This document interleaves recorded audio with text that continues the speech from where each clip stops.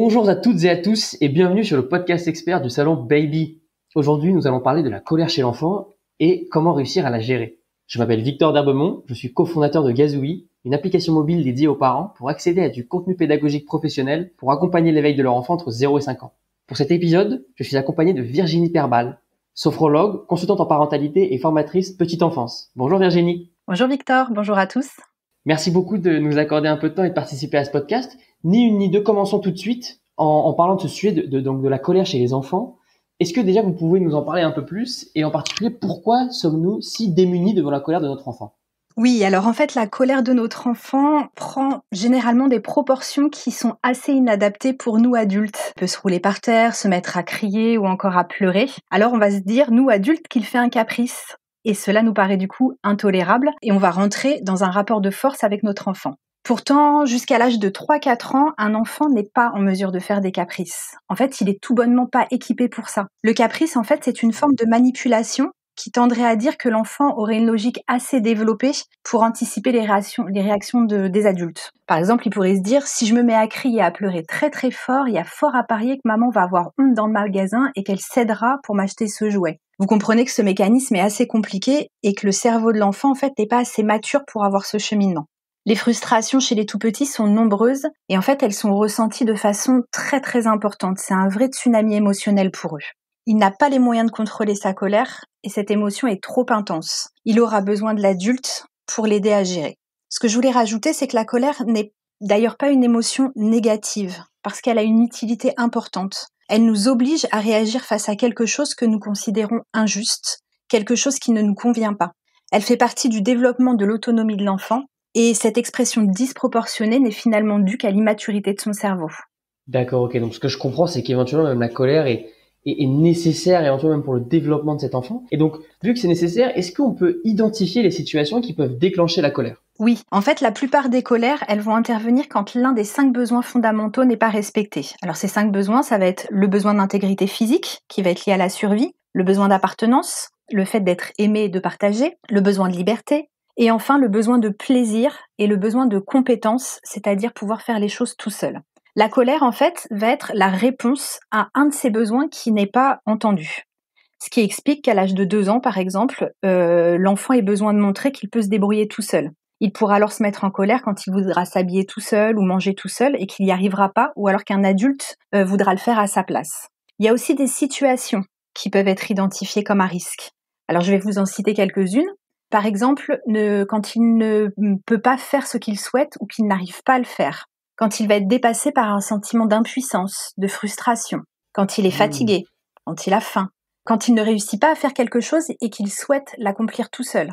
Quand il manque de mots pour s'exprimer. Ou alors quand il souhaite avoir l'attention, soit parce qu'il est tenu un petit peu à l'écart, ou soit au contraire parce qu'il a l'habitude de monopoliser cette attention. En fait, quand un ou plusieurs besoins sont insatisfaits, le cerveau interprète cette situation comme une mise en danger. Il se met dans un état d'alerte, ce qui va libérer l'hormone du stress, le cortisol, et ça va générer des comportements impulsifs et nerveux. Ce qu'il faut se dire, c'est que c'est une réaction neurobiologique normale et que l'enfant est incapable de le contrôler. D'accord, ok, c'est très clair.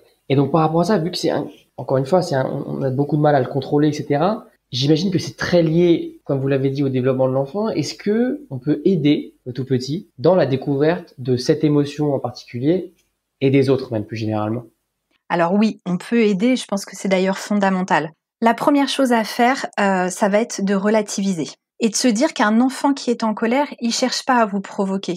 Il agit ainsi parce que, comme on l'a vu plus tôt, il y a un de ses besoins qui n'est pas satisfait. Ce qu'il faut se dire aussi, c'est qu'un enfant va modéliser ses comportements sur celui des adultes qui l'entourent.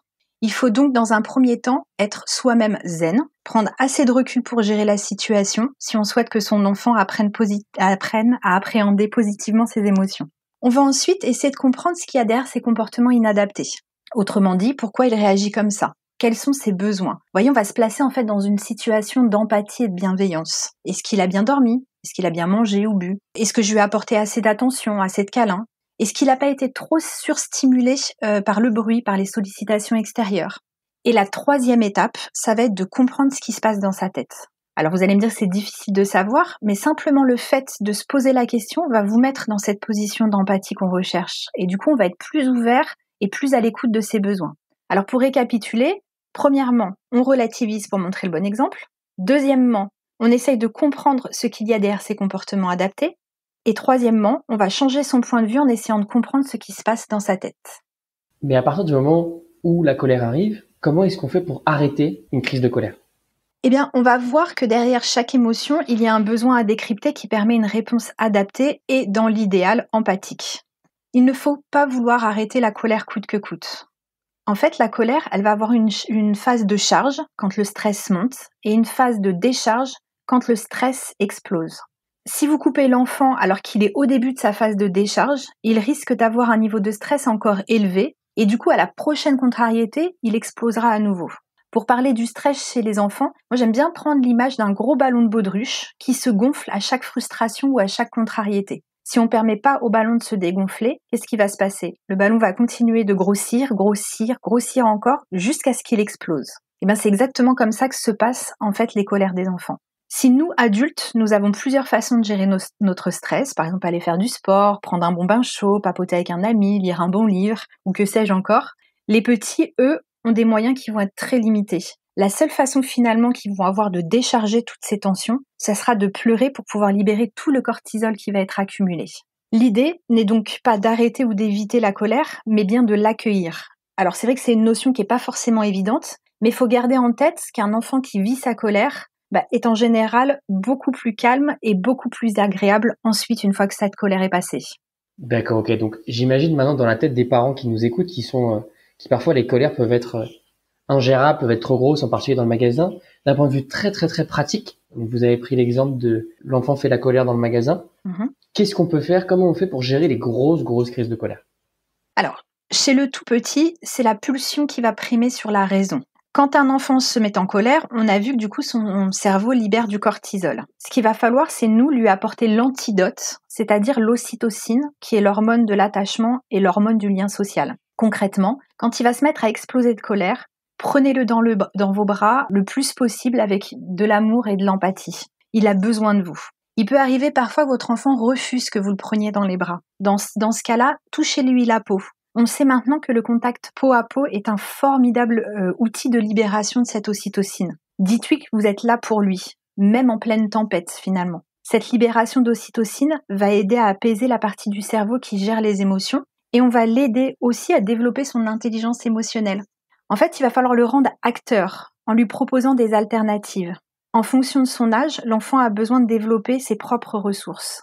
Par contre, un petit conseil, évitez de lui demander de faire des choix parce que ce mécanisme de renoncement est compliqué pour les tout petits.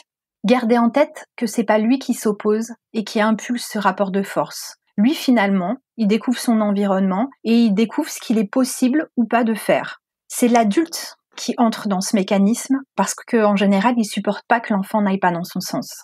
Du coup, pour résumer, je dirais que concrètement, pour aider son enfant à gérer une crise de colère, il faut, dans un premier temps, accueillir l'émotion en la nommant. Je vois que tu es en colère. Ensuite, le contenir en lui faisant un câlin, en maintenant le contact peau à peau. Gardez toujours le contact visuel. Essayez de le baigner dans un bain de paroles réconfortant. Parlez-lui. Ensuite, vous allez pouvoir lui proposer une alternative. Son doudou, par exemple, un petit jeu pour se défouler, chanter une chanson, lire une histoire. En fait, on va tous être différents et chacun a sa propre façon de gérer son stress et de s'apaiser. C'est exactement pareil pour un enfant. Et rappelez-vous qu'un enfant a besoin qu'on lui laisse sa place. Privilégiez ainsi tout ce qui favorise son autonomie. Pour reprendre l'exemple du supermarché, rien n'empêche de missionner son enfant pour qu'il aille trouver le paquet de pâtes, par exemple, qui va vous falloir, qui vous manque. Il est important, en fait, à ce stade, de recentrer sur la sécurité, sur l'essentiel, et de lâcher prise, de lâcher du lest sur le reste. Et troisièmement, ça va être de lui rappeler les règles et les interdits. Mais ça va être une fois que la tempête va être passée, parce que votre enfant sera plus à l'écoute. Pensez à vous-même quand vous êtes très en colère, vous n'êtes pas capable finalement d'entendre ce que les autres ont à vous dire. Ben pour les enfants, c'est exactement la même chose. Donc une fois que du coup le stress est redescendu et qu'il est plus apaisé, vous pourrez là lui rappeler ce qu'il peut faire et ce qu'il ne peut pas faire. Parce que évidemment, il est essentiel de poser un cadre à son enfant pour le rassurer et l'aider à grandir sereinement. Par contre, j'avais envie de vous dire que n'attendez pas en fait que votre enfant puisse mettre en œuvre vos conseils tout de suite. Il a besoin de temps pour s'approprier les règles, pour s'approprier ce qu'on attend de lui, et puis de pouvoir le mettre en place. La dernière petite chose, c'est rappelez-vous que l'enfant modélise ses comportements sur vous, adultes. S'il vous voit énervé et vous mettre en colère dans certaines situations, finalement, vous êtes en train de lui apprendre que c'est comme ça qu'il faut se comporter. L'enfant retiendra plus tout ce qui dépendra du langage non verbal que ce qui dépendra de votre langage verbal. Donc finalement, il sera beaucoup plus réceptif à votre comportement qu'aux mots que vous êtes en train de lui dire. Donc gardez votre calme et quand cela est possible et nécessaire, pensez à passer le relais.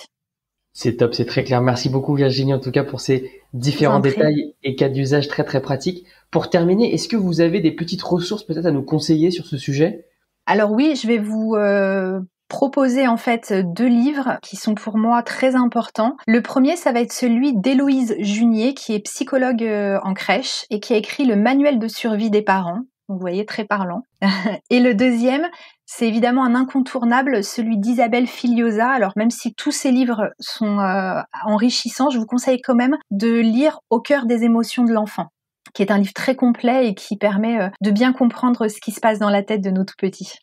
C'est génial. Merci beaucoup Virginie pour certains détails. Je vous souhaite une bonne journée et à bientôt au Salon Baby. Merci, à bientôt. Au revoir à tous.